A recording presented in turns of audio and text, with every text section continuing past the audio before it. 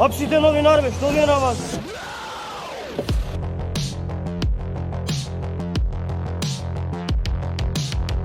Абе, пусти го, бе! Што правите, бе, човек?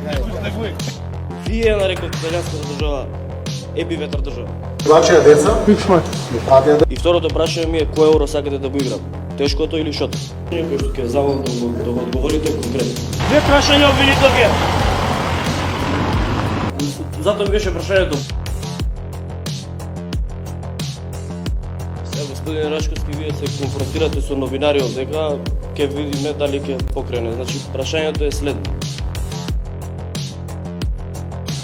Господин Езекири, едно прашање, ако може. Тоа отворивте главната врата на собранието, која врата ќе отворите за законот за јавно обвинителство? Прашањето е такво да може секако да се одговори.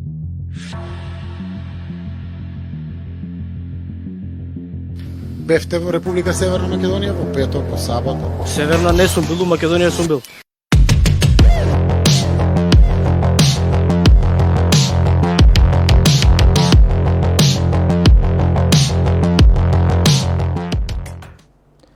Добро вечер во третото издание на емисијата Прашањето ми е следно. Вечерва со мене во емисијата како гостин го имаме председателот на Граѓанската опција за Македонија, господин Стефчо Екимовски. Господин Екимовски, добро вечер. Добро вечер. Да прескокнеме директно на прашањата, немам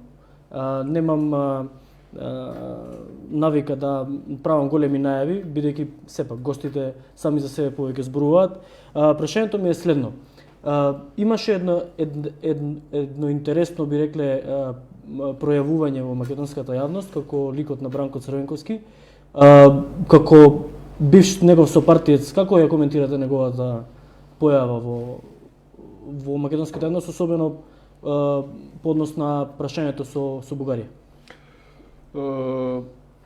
По мене е срамно што Бранко Црвенковски досега не се јави.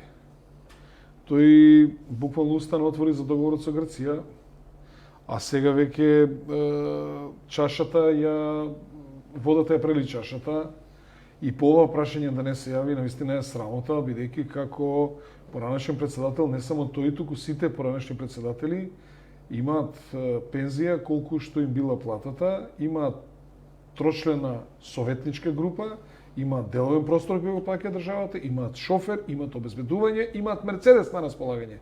И сега сите тие услови да ги имаш и тие се дадени за да токму во вакви моменти се јавиш и дадеш насоки за тоа каде оди државата, евентуално да помогнеш или да излобираш негде така натаму, но Бранко Црвенковски гледаме дека 7 години навистина пензијата не си ја заработува. И сметам дека беше крајно време да, дури јас го прозвав во едно мое обраќање, беше крајно време да се јави. Не видовме нешто спектакуларно и предпоставам дека Бранко Црвенковски нешто отворено да искочи, да се спротистави, но ова што го прави Заев, мислам дека нема да го направи. Но писмото му беше баш тоа. Тој во партија повика да се направи вонреден Централен конгрес. одбор, да, Централен одбор.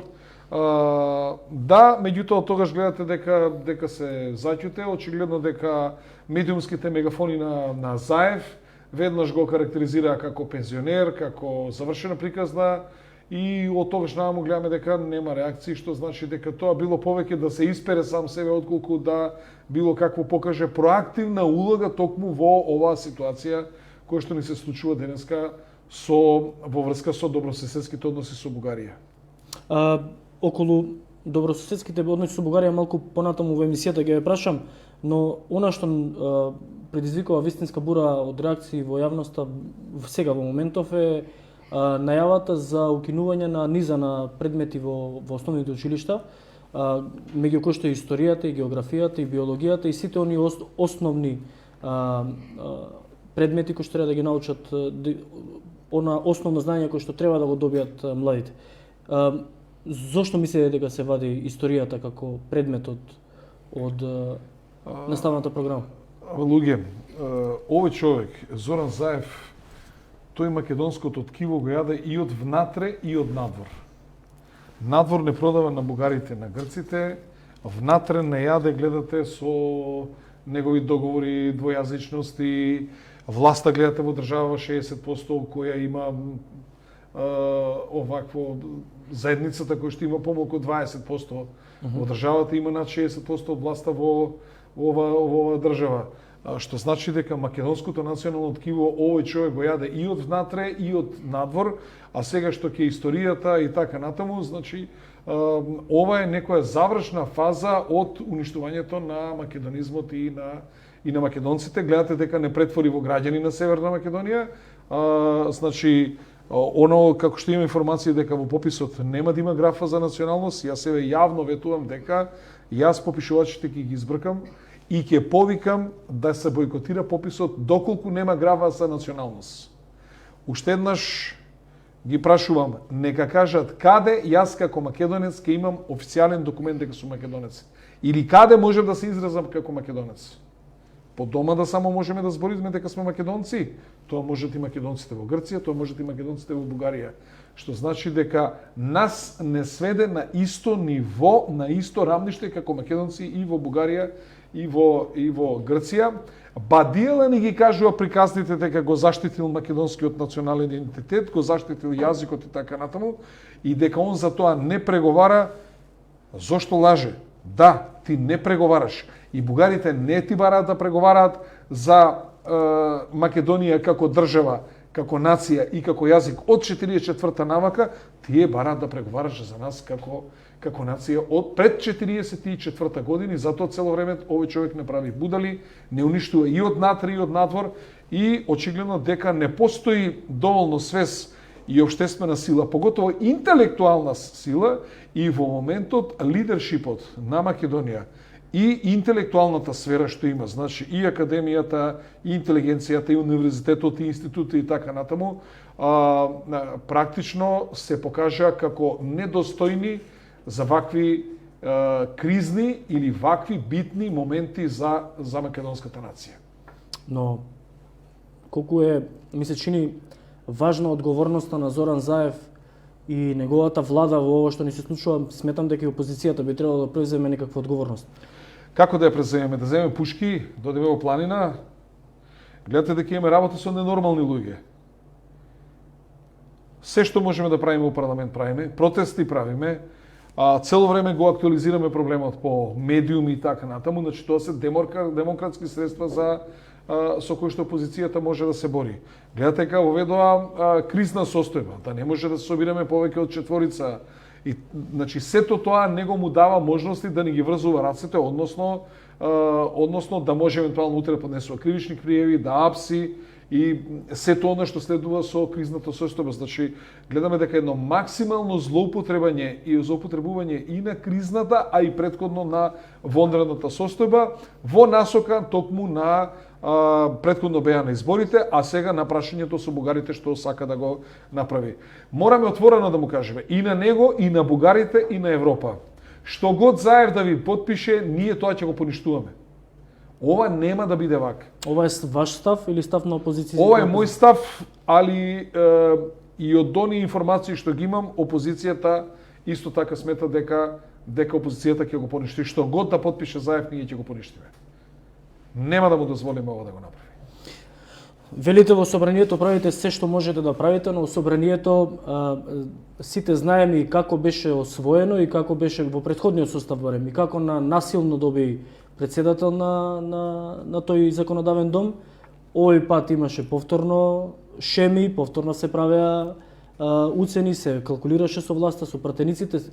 Собранието, од оно барем што можам јас да го видам, граѓаните не го доживуваат како место каде што може да се води било каква легитимна битка, и од тој аспект бараат барем опозицијата да каже да излезе од тоа собрание за да не дава легитимитет. Зашто опозицијата се уште не го напушти собранието?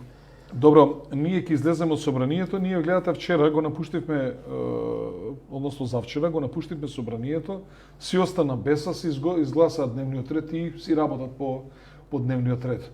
Значи, ние можеме да го напуштаме собранието и да го блокираме собранието доколку на тоа се сложи Беса, доколку на тоа се сложи и и ова, како се вика, левица, во тој случај ние А можеме левица да не се направиме. сложува да го напушти, да го блокира? Па ние не сме сигурни дека левица ќе, кога ние би го напуштиле собранието, дека и тие би го напуштиле.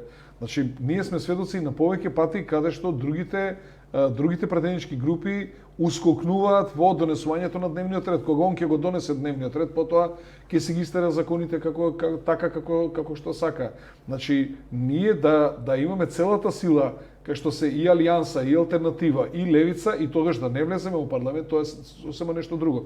Меѓутоа, ние ако излеземе, а они останат натри и прават кворум за носење на дневни редови, тоа што сме направиле само е чисто промашување. Значи, мора една поголема компактност меѓу и албанскиот и македонскиот опозиционен блок. Подпредседателот на ВМРО ДПМН Александар Николовски тука во иста оваа емисија најави дека е можно прекриување на редовите во собранието, во смисла дека дел од владеачките пратеници би можеле да се најдат на другата страна од собраниската сала. Имате вие некакви такви информации? Имаме, па сите овие будалаштини што се прават со договорот, не е само договорот со Бугарија, има незадоволни од тоа што добиле од власта. Значи, сметаат дека некои партии незаслужено премногу добија, за разлика од некои кои што минимално или воопшто ништо не добија од овој колач од власта. Од друга страна, гледате дека овие 100 дена владење на Зоран Заев и неговата влада е една уморна приказна. Што вели Тоши Проевски, празни страници. Што ќе кажете за овие 100 дена на влада? Ја не знам, просто да се срамиш. Ги гледам, отче дава, они се бореле со корона кризата, ќе издвоиле 70 милиона евра за да се купат автобуси на газ и така натаму. Чекаве, тоа за ке остај ке. Ке идно време од глаголот лаже. Меѓутоа, дај да видиме ние што сме направили во овие 100 дена, што ти направи, освен тоа што затвори една банка, освен тоа што качи електрична енергија за 7%, освен тоа што преку 1500 луѓе ти умреа за овие 100 дена, што ти украдува 2 тона марихуана и така натаму. За жал, колку да сакаме да кажеме барем малку нешто добро за ова влада, нема ништо. Значи, ова е уморна приказна и она што е најстрашно, овие луѓе што владеат со Македонија, они се убедени дека добро владеат. Тоа е едно чудо. Но не ми кажавте кои се тие кои што би можеле да сменат. Не можеме да кажеме. Значи, ние разговараме, се гледа дека има негодување, се гледа дека има незадоволство, се гледа дека има неодобрување на политиките што ги води пред се Зоран Заев и очигледно дека ова е една негова персонална, лична политика, поготово надворешната која што ја води. И гледаме ние едно тотално претумбување. Димитров се трга на страна, Османи се трга на страна, сега се убацува Бучковски као некој си специјален пратеник и буквално ние гледаме дека имаме една приватна авантуристичка дипломатија. Ево јавно прашувам, кој ова што го прави Заев го бара од него? Дали го бара интелигенцијата, дали го барат универзитетите, дали академијата, дали Он нема слога за ова работа во неговата партија. Гледате, ставовите на Максим Димитриевски се потпуно исто со моите ставови во врска со бугарското прашање.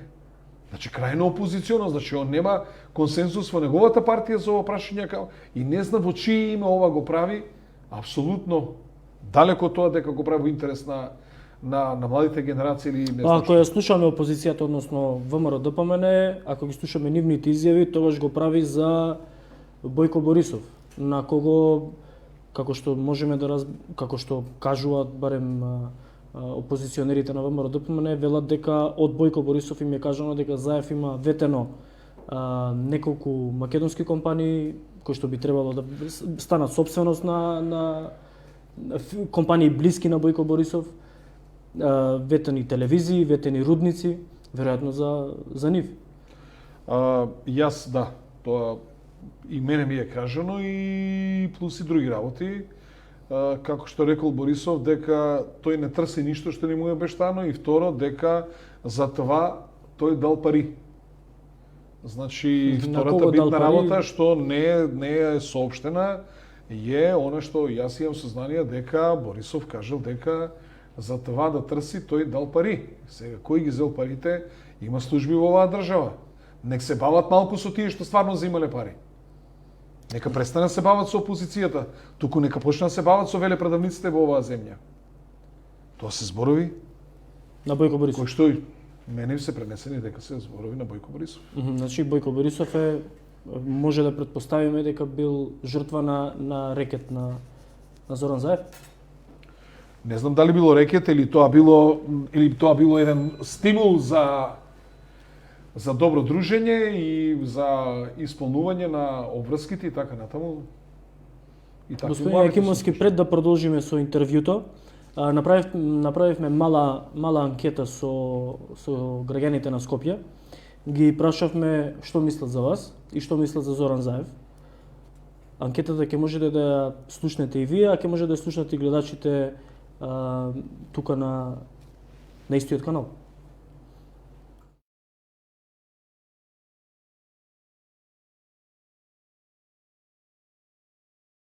Кој е вашето мислење за Стефчо Јакимовски како политичар? Кој? За Стефчо Јакимовски. Стефчо Јакимовски? Да. Добар беше. И како градоначалник и сега како политичар? И како политичар и како началник. Нагледно ме за ѓубре, знаеш кој овдека? Заев. Тој е најпроклето човек и ја уништи Македонија. Цело Македонија оплячка. Ето е ѓубре. А и Црвенковски не беше добар. Кој е вашето мислење за Стефчо Јакимовски како политичар? Не знам. Ние сме во општина вамо во Сарајево. Па добро, ама вака сега како Добар е, политичар. како политичар, добар. Сте следеле некои од неговите јавни настапи, се согласувате со неговите ставови? Се согласуваме. Кој е вашето мислење за Стефчо Јакимовски? За? Стефчо Јакимовски, политичарот, председателот на ГРОМ. Јакимовски, Стефчо. Што беше на Карпош, на Ѓорги? Да, градоначалник на Карпош. Беше, да. Да. Кажи ти? Јас не имам размислено. Мислам да е добар. Па дали се согласувате еве со неговите ставови, например? Секогаш. Јас се сложувам со Стефчо Јакимовски. Се сложуваме со ставовите на Стефчо. Тој беше градоначалник на Карпош. Беше на Карпош. Да, Јас по сега период, а сега... е на- опозиција. Да, да. Опозиција, а со ставовите. Тој имал добри ставови. Да ви кажам нешто, тој човек имаше некои видувања пред нашето време. Арно, ама средината не е стасала до тамо да може да го прифати и да ја види неговата перспектива. Селото сме многу ниско и ово меѓусебна раскараност на ништо не ми личи. Ние не сме голема држава да такви кавги меѓу себе не прави. А како ќе оди натаму, не знам. А кој мислите дека е виновен што сме раскарени во државата? Власта или опозицијата? Па, видите, по мене, И едни и други. за кавга треба двојца. И едни и други. Јас може сам со себе се А карам. сега е ама власта, ништо. значи власта е сега. Мислам да сите малку треба да размислат каде оди ово сега што го почне. Мора да има разумни луѓе кои ќе кажат доста. Зборите за историјата, зборите за Па за идентитетот. се, За за се, сегашнината. за се. Јас лично сакам Мицковски и Заев да се фатат под рака и да поминат низ плоштад. Нека се имат своји ставови од политиката, али вакво јадење, отвори телевизија само кавга. Само кавга. Ма мора да има нешто кај што тие ќе се сложи. Ама, што да кажам? Не, видете, нели, се согласуваме и ние дека можеби за кавга се потребни двајца. Да. Но иницијалната каписла на таа кавга и подвоеност помеѓу македонскиот народ, каде ја гледате вие? Дали е можеби промената на името, воведувањето на двојазичност? Господине, јас мислам да и сега владее оно старото централисти, врховисти, само другче се вика.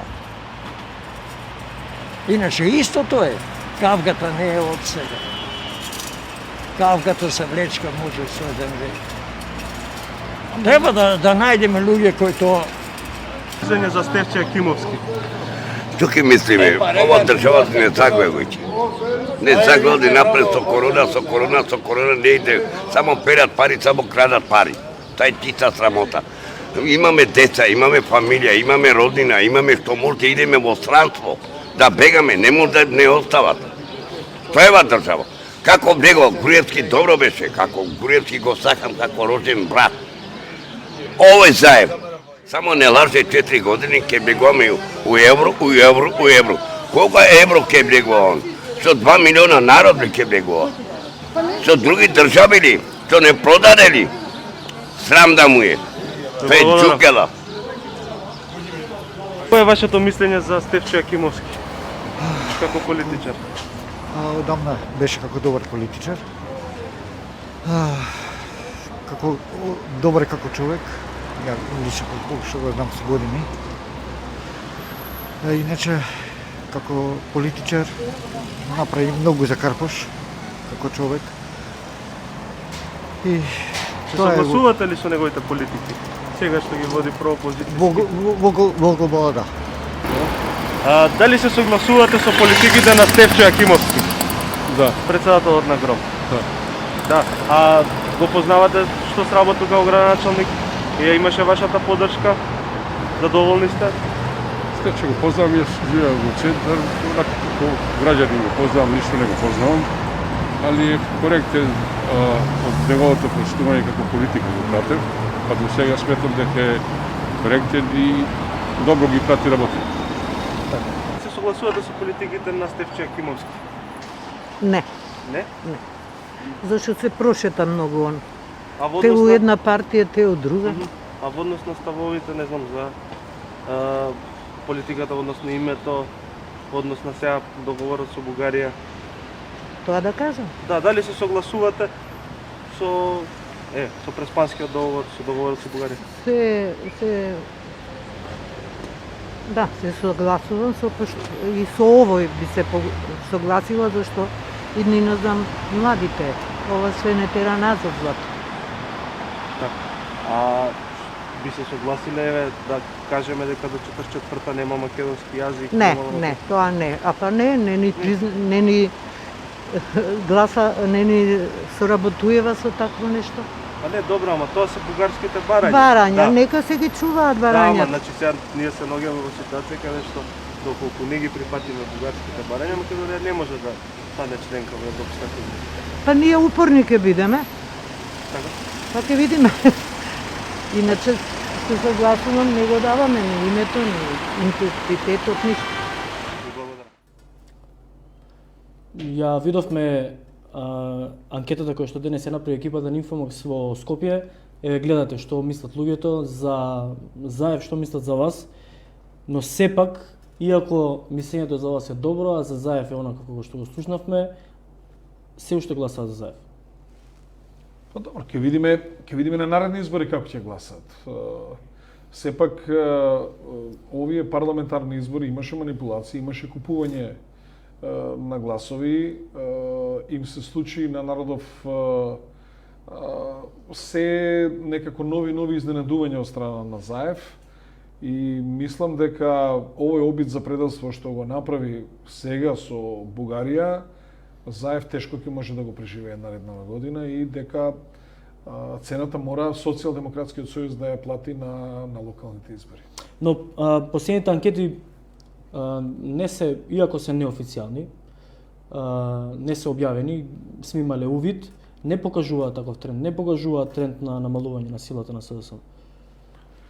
Па, видите, можеби не покажуваат како резултат на октрирането новинарство, медиумските мегафони што ги имаат, ботовите што ги имаат, медиумите цело време неговите гафови ги покриваат, дури криминалите ги покриваат, дури оние објави за криминали се покрива и нормално е се уште да се држи. Меѓутоа ова не може да, бидејќи не се испорачува према граѓаните ништо. Еве сега да ја прашам, го лажеа народот, НАТО ќе влеземе НАТО во најмоćната алијанса, воено, политичка, економска, најразвиениот свет, така натаму. Имам едно прашање, каде се вакцините? Ако сме НАТО, 30 земји членки на НАТО, ние сме најјаките, најмоćните, најпаметните, политички најобидените, економски најсилните, воено најсилните, каде се вакцините? Како може Канада да почне да се вакцинира, Америка се вакцинира, а Англија се вакцинира, вакцинира, а Македонија во март ќе стасале вакцините. Иако сите овие претходно се НАТО членки. Па, и ние сме членки на НАТО. И сега, логично е да кажеме, види, влеговме во НАТО, еве, вакцините македонците ги добија во исто време кога и американците, канаѓаните, англичаните и така натаму. Ако ние ги добиеме 2 дена пред Бурунди и Уганда, што сакаме да кажеме што? Еве го бенефитот од тоа што сме членка на НАТО.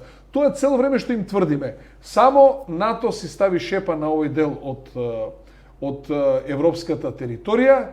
Ќарот е за нив огромен, за нас минимален, плативме огромна цена со промена на името, промена на идентитетот, откажување од македонците во Егејска Македонија, значи сето тоа откажување од употреба на терминот македонски, промена на називи на безброј институции, нема македонска музика, нема македонска национален театар, нема македонска академија и така натаму. Значи сето тоа плативме огромна цена, ние како граѓани ја плативме, јас бев против тоа, знаејќи што ќе се случува. Сега прашувам, зошто вакцините не ги примаме во исто време кога ги примат сите земји членки на НАТО, да кажеме, гледате, кој е бенефитот за овој народ? Да, ние ги добиваме тек во март. Ние во март, со Бурунди.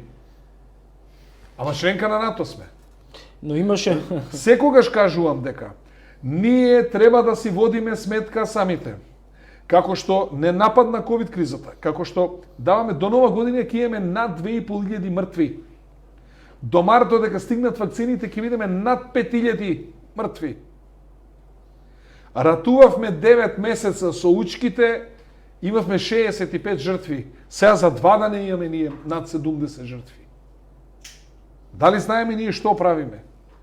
И наше легитимно право како македонци дадовме жртва, каде ни е бенефитот? Каде се парите? Каде се инвестициите? Каде е подобриот живот?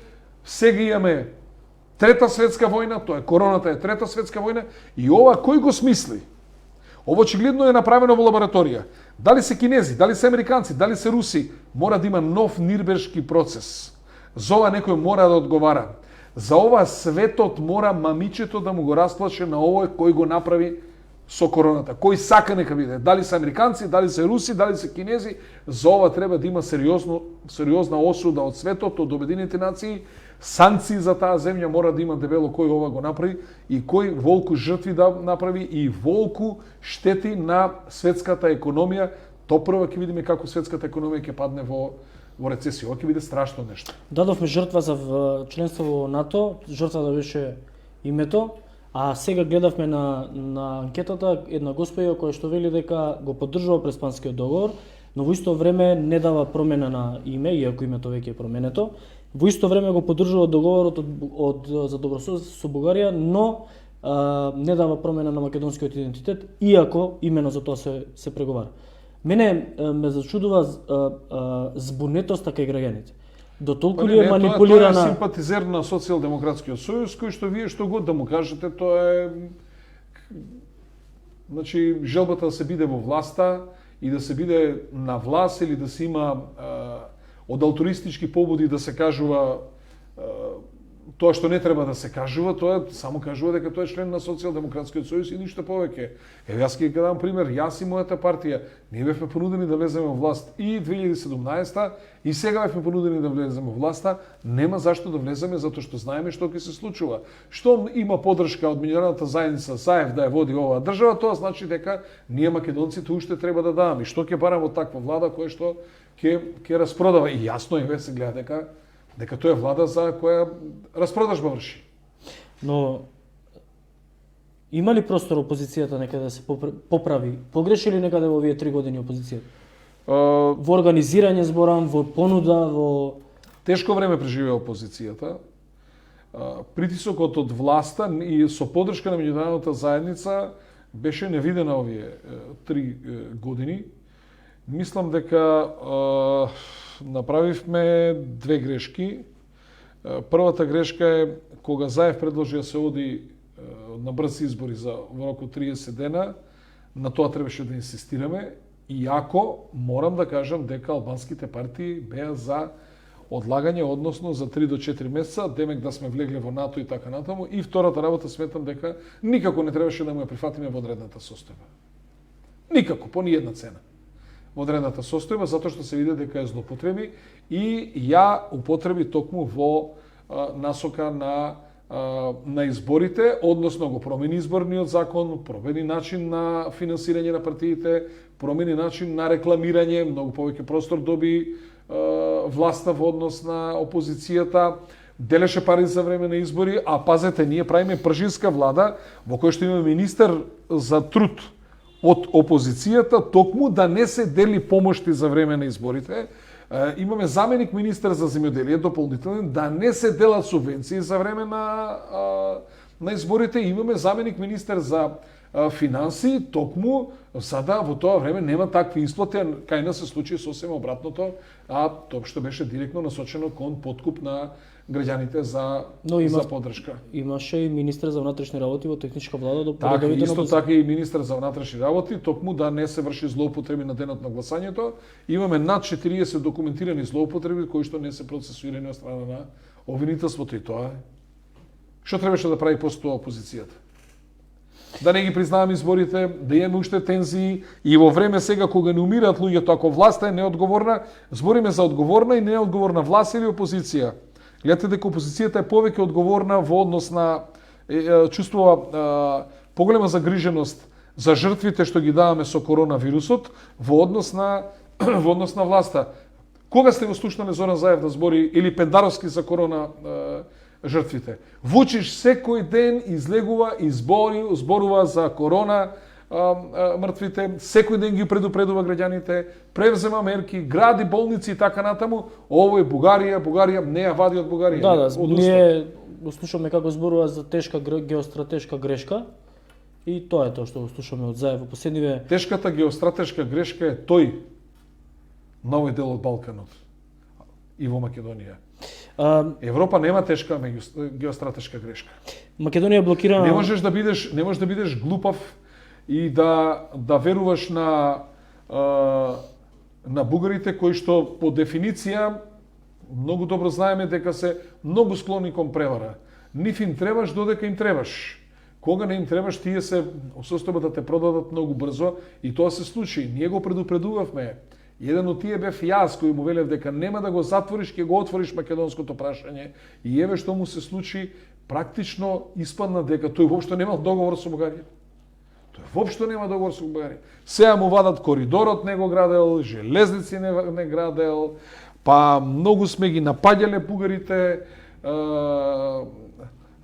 Пазите, тие воопште не ја смениле нити политиката, нити начинот на размислување, нити реториката од царска Бугарија од 41 до 44 година, а нашата реторика им смета што тоа ние сме зборили како ние сме ги напаѓале. Па замислете, не знам што ние заедничко со бугарите имаме периодот од 912 до 941 година.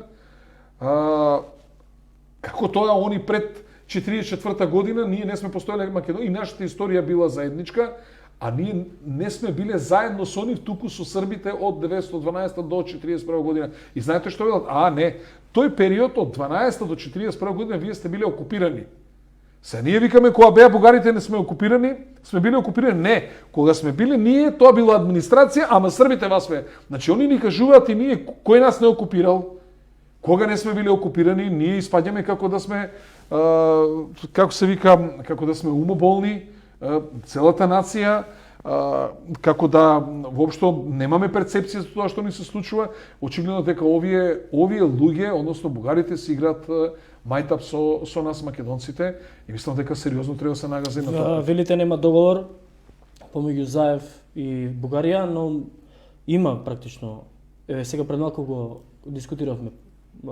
Давал сам пари, вели Бојко Борисов. Аз не трсам ништо што не ми е обештано. И затоа сам дал пари. Па сега тоа значи бил договор надвор од подпишаниот договор. Па нели не е јасно дека овој човек е уценет? Класични симптоми на уценет човек. Тие од таа страна притискаат. Што год да даде не му прифаќаат. Што год да каже не му го прифаќаат. Навредуваат и така натаму, а тој цело време понизно се однесува кон нив и она срамно, увлакачко, да се срамиш. интервју што го даде за бугарската телевизија и на крајот да прашам кој тоа од него го бара? Кој го бара од него тоа понижување што го прави? И може ли онака да се понижуваш ако не си зел пари? Што само потврдува тоа што луѓето си кажуваат.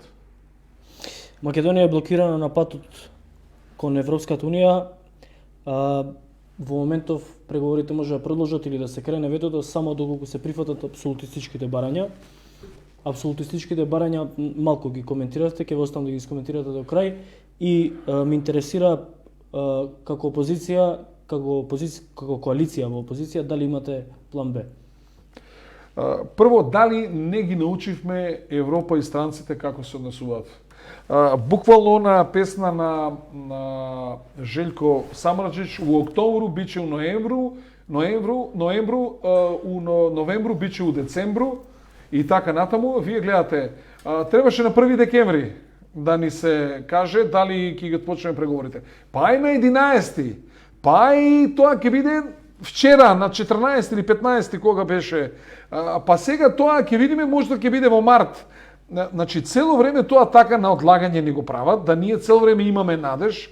Сега ќе почнат да не посетуваат странски премиери и така натаму, ќе ни кажуваат да останете на патот кон Европа, ние немаме никаква алтернатива друга освен Европа и они тоа го сакаат и практично ни прават меко приземјување. Сега ќе го чекаме март, од март ќе го чекаме јуни, од јуни до година ќе го чекаме декември и до година пак нема да добиеме датум за преговори и повторно истите финти ќе ни ги прават. И што се случува? Тоа што го бараше Бугарија влезе во завршните документи на Европската комисија. А јас сега ќе ви кажем едно. Ако имаме влада, ако имаме држава, ако имаме лидершип кој не води, и ако имаме лидерство кое што не е уценето, вчера 3 сата пред да заседава Европската комисија ќе се јави и ќе каже: ако било кој збор од барањата влезат во завршните документи како критериуми кои се барат за нас Македонија од страна на Бугарија, ние уште наредниот ден ќе го ставиме договорот за поништување. Да видиме дали ќе влезеше, дали ќе влезеа бугарските барања. Ви гарантирам дека нема да влезеше. Ама само ако се игра честно и ако се игра поштено во оваа ситуација, вие можете да успеете во ова работа. Штом сте вие уценети и нормално дека сите опции се во игра и очигледно јасно е. Гледате сега бугарите, сега па дури го критикуваат комунизмот. А по комунистичка држава имаше ли од Бугарија? Сега гледате, Тито бил фашист. Па дури го споредуваат со Хитлер. На бугарите комунизмот им требаше, тие збореа добро за комунизмот само додека им требаше комунизмот. Сега веќе комунизмот не им требаше. Тие збореа добро и го користеа комунизмот за да не платат репарации и за да не дадат дел од својата територија на мировната конференција во Париз. Токму тој Тито и тие Титови комунисти, благодарение на блискоста со Ѓорги Димитров, ги спасија да не платат 25 милиона долара репарации, што се денеска еквивалент на 25 милиарди долари. Второ, на мировната конференција во Париз, Моша Пјаде ги брани бугарите. Бугарите воопшто тоа е книга која се вика Одбрани списи од Моша Пјаде. Значи, воопшто бугарите не им дава шанса да зборуваат. Тоа се случило на 24 август 46 година, на што Моша Пјаде инсистира.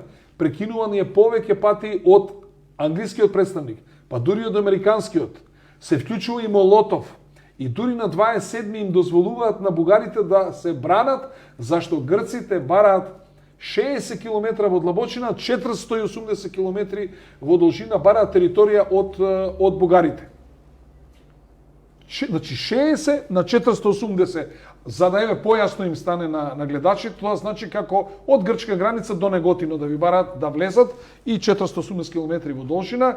Жестоко се спротивставува Југославија, подршка дава Молотов, односно Русија, и така ја одбрануваат Бугарија. Кои се аргументите односно на Моша Пјаде? Кои се аргументите на Моша Пјаде? На Моша Пјаде се аргументите дека се извинувам, значи дури Југославија тогаш лаже дека нема да можела да ги истера германците ако не се вклучили и бугарите, дека тие напротив на крај се меѓутоа грците викаат тие нема учество, тие беа на страна на фашистите, на крај се вклучија, не е точно Југославија сама, како ние ги избркавме германците од Грција сами, така и вие од Југославија ќе ги избркавте, зошто лажете, Бугарија треба да си плати, ние се плашиме од нова опасност од бугарите, и затоа сметаме дека нашата територија треба да биде побезбедна и треба да земеме 60 км во длабочина, 480 км во должина, за да Грција биде сигурна дека нема да ја представува Бугарија опасност. Значи, жестоко се спротивставува Моша Пијаде на ова и после 3 дена им дозволуваат на бугарите да дадат одбрана токму за ова прашање и не се прифаќа обидот на Грција како земја која е на победничката страна, меѓутоа Југославија тогаш била многу силна со Тито заедно со Советскиот сојуз и значи на таа мировна конференција не е дозволено да се помери границата на Бугарија. Втората работа, Моша Пијаде има невидена дискусија во одбрана на македонците од Егејска Македонија, каде што јасно им става вели дека македонците како нација најкасно се афирмираат, најкасно се формираат како нација, затоа што македонците најдолго Отоманската империја се задржува во Македонија и тоа е причина зашто македонската нација се формира подоцна, меѓутоа тоа што се прави во Грција и тоа што се прави со асимилација на македонското население, притисокот, уцените, убиствата, преименувањата на топонимите и така натаму, сето тоа Моша Пијаде го истакнува на мировната конференција 1946 година во Париз.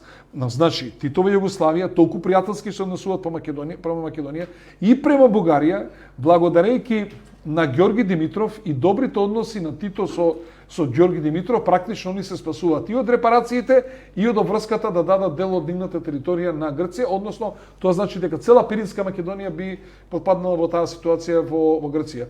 Значи, кога им требаше комунизмот и кога им требаше Тито и Југославија, за нив Тито и Југославија беа добри. Сега они може, сега се со германците, се американците и така натаму, сега Тито бил фашист, Тито бил да го изедначиш со Хитлер, треба си не токму со умот. И мислам дека покрај тоа што не навредуваат сега нас лично, ние навредуваат историјата, ни го навредуваат премиерот, и со тоа што ни го навредуваат и нашиот поранешен председател Јосип Броз Тито, значи цело време сакат да покажат дека ние не сме нација, дека ние сме негова вештачка творевина и од таму тој жолч кон Јосип Броз Тито и кон бивша Југославија, и затоа сметам дека жестоко треба се спротивставиме на ова и ова не смее да помине во Република Македонија.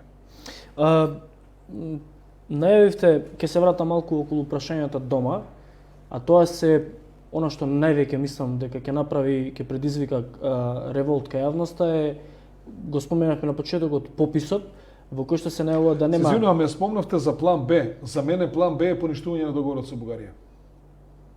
За мене план Б е поништување на договорот со Бугарија. И тука завршуваме со тоа прашање.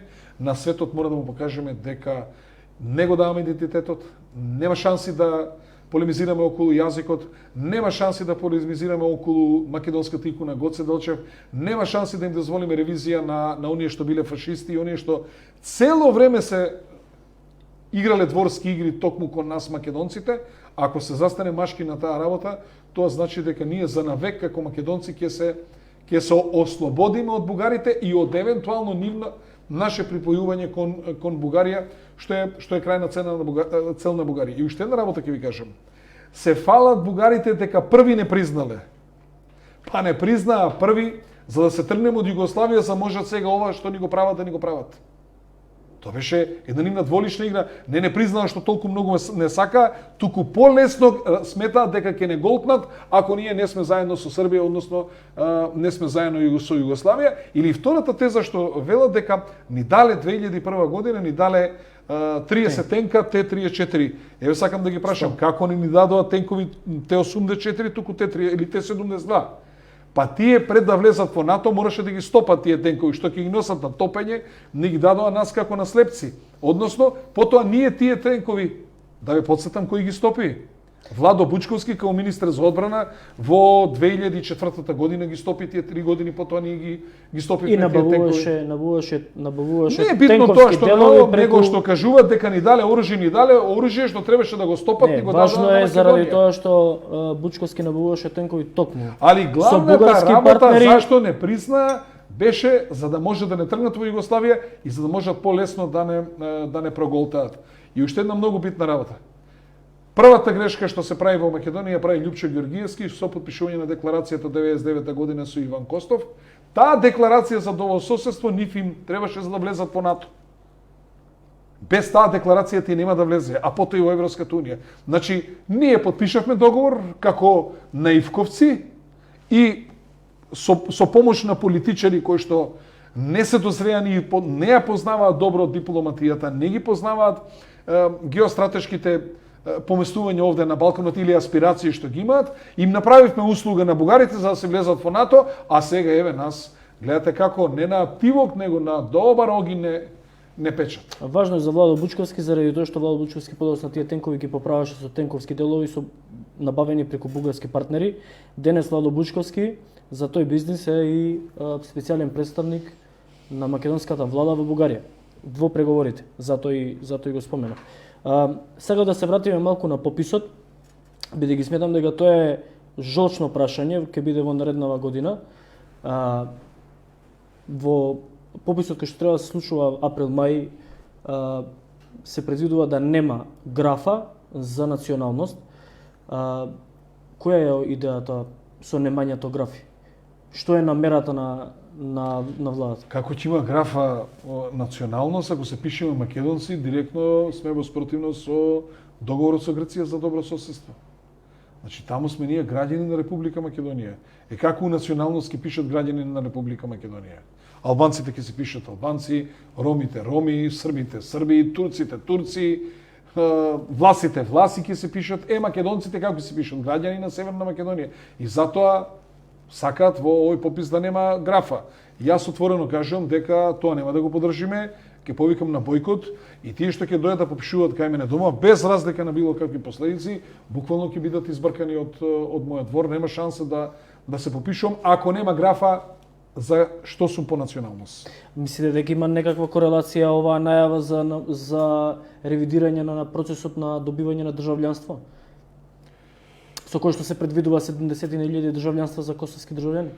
Па е во корелација со пописот и втората работа,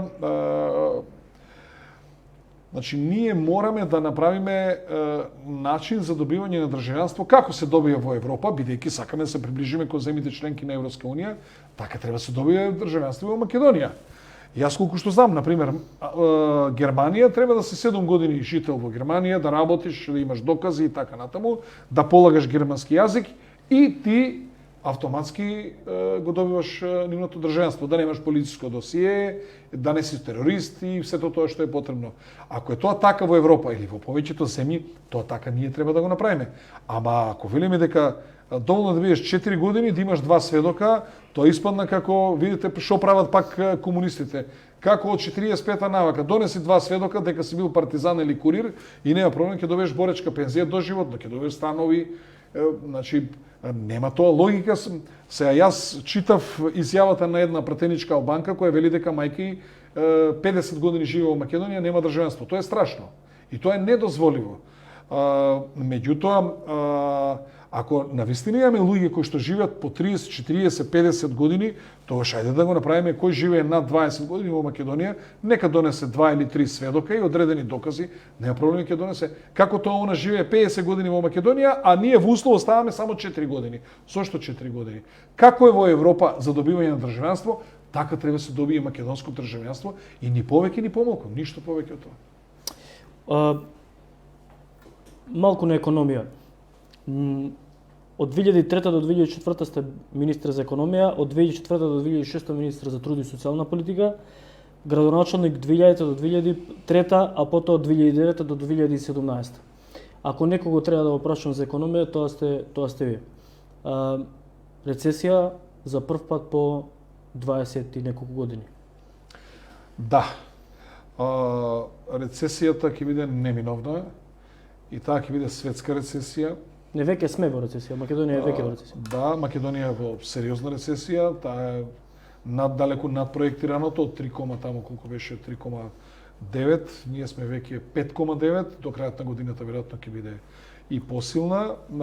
Ударите од ова што ни се случува ќе бидат многу повидливи и поефективни некаде од април месец па натака.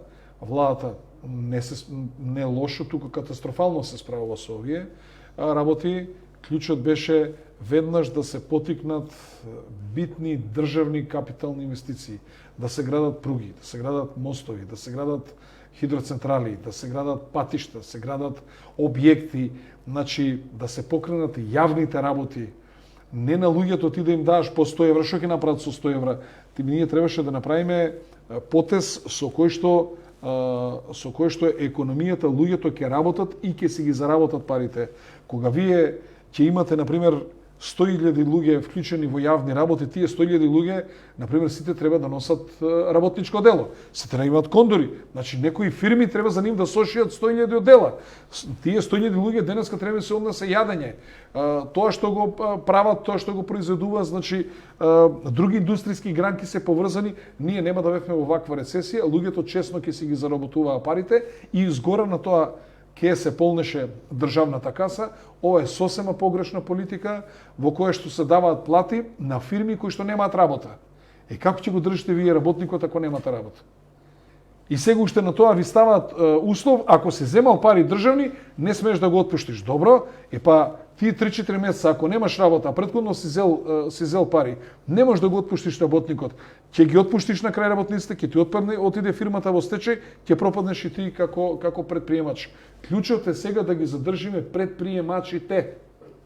Секој работник што нема работа, треба државата да си го превземе, оваа плата што ја префрла на фирмата, да му ја префрла од социјалното или од агенција за вработување, штом рецесијата помине, да има ефтини бескаматни кредити, да може да се покрене економијата, луѓето се вратат на работа и тоа е многу едноставно. Кога нас фирмите ќе ни отидат во стечај, кога предприемачите, собствениците ќе ни пропаднат, хипотеките ќе им бидат активирани, кажете ми кој ќе ни ги врати работниците на работа? Ќе ни се случи истото она што му се случи на Социјалдемократскиот сојуз до 98 година.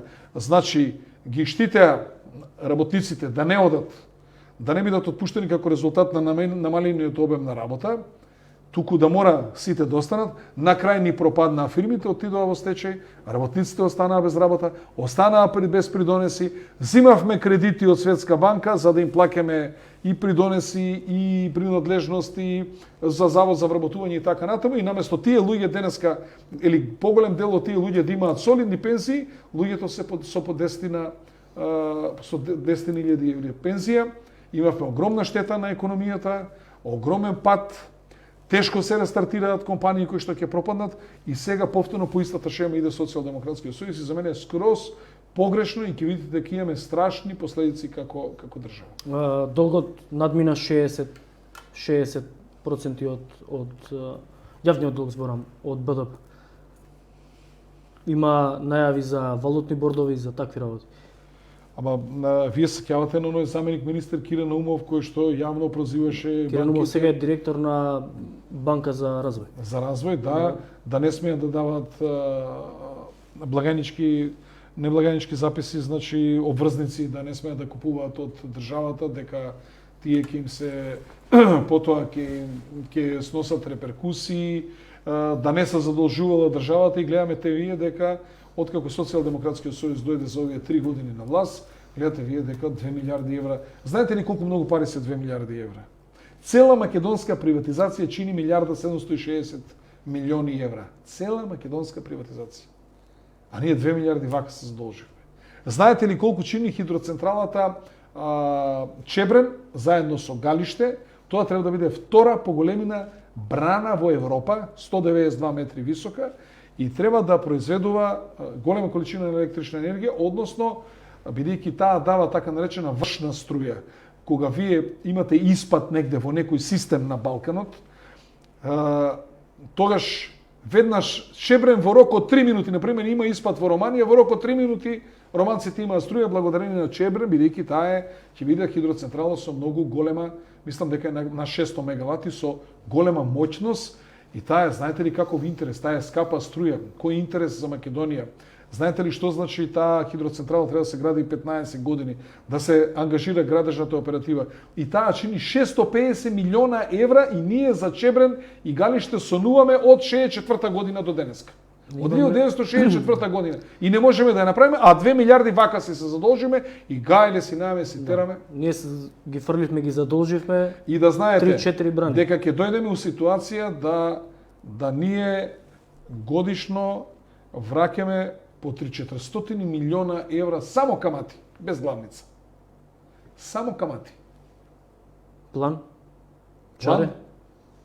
Треба се престане со ова безумие. Треба, ако немаат ефекти, како тоа зимаш кредити и ги даваш у ваучери. Кој нормален тоа го прави? Каде во исто отидува време овие пари? тутунарите немаат субвенции, зимаат 150 денари кило тутун. Па пушти слободен увоз на тутун. Пушти слободен увоз на тутун, цената им падна на луѓето и еве сега што ни се случува. А инаку, дали знаете, додека јас бев у Социјалдемократскиот сојуз, Заев беше задолжен за организирање на протести и побуни на земјоделците пред се на тутунарите. Сега штрекуваат неговите колеги, кои што тој ги организираше додека беше опозиција. Он беше задолжен за дигање буни во земјоделието. И еве сега вака им се реваншира. Со 150 денари тутун. 150 дена тутун. За крај, локални теми, односно она што најдобро го познавате, општина Карпош. Често знаете да го критикувате сегашниот градоначалник на општина Карпош, Стефан Богоев. Живеете во општина Карпош?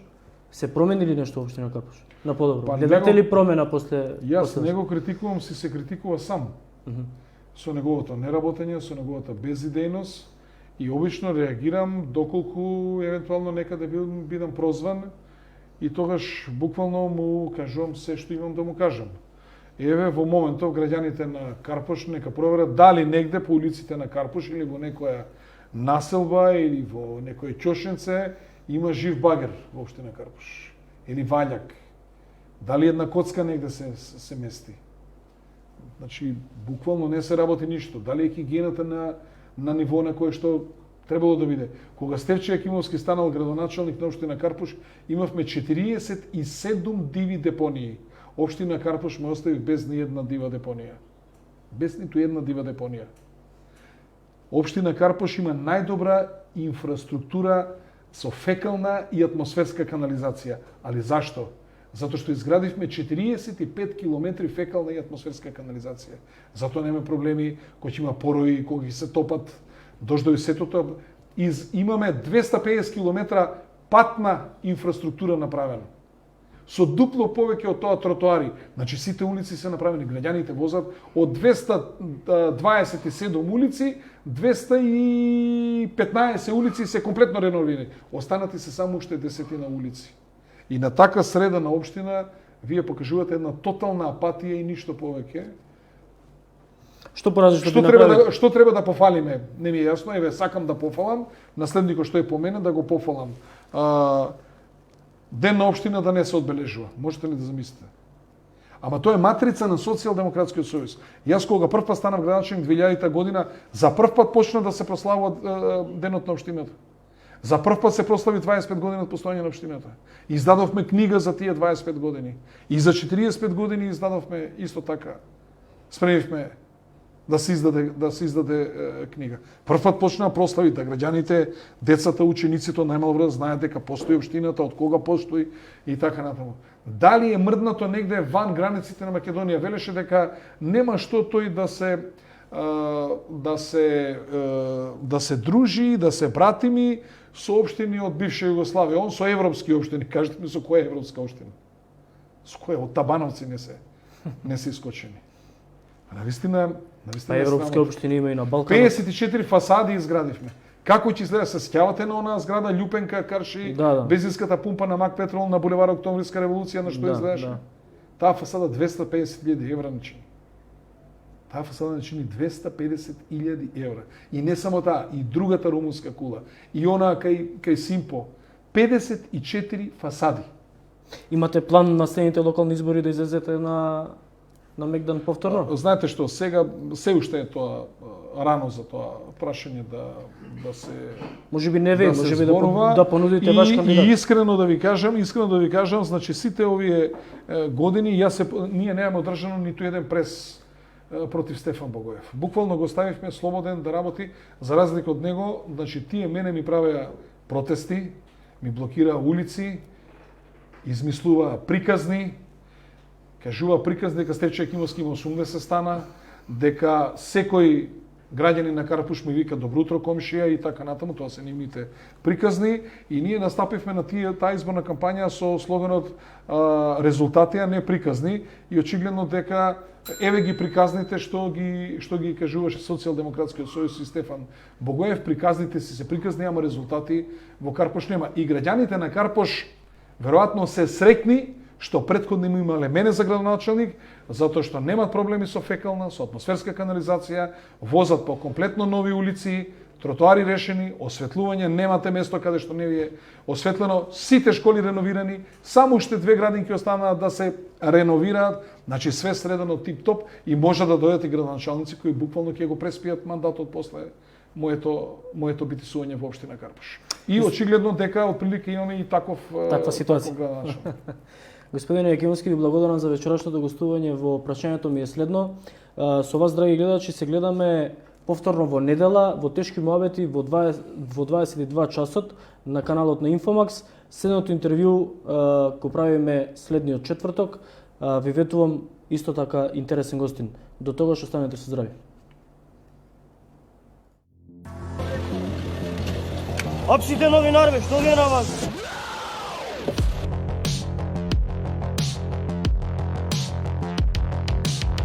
Абе, пусти го, бе! Што правите, бе, човек? Вие нарекот италијанската држава еби ветар држава. Вашија деца? Пичма. И второто прашање ми е кој евро сакате да го играм? Тешкото или шото? Кој што ќе заволам да го одговорите конкретно. Две прашања обвинито ге. Затоа ми беше прашањето. Сега, господин Рашковски, вие се конфронтирате со новинари од дека ќе видиме дали ќе покрене. Значи, прашањето е следно. Господин Езекири, едно прашање, ако може. Тоа отворивте главната врата на собранието, која врата ќе отворите за законот за јавна обвинитост? Прашањето е такво да може секако да се одговори.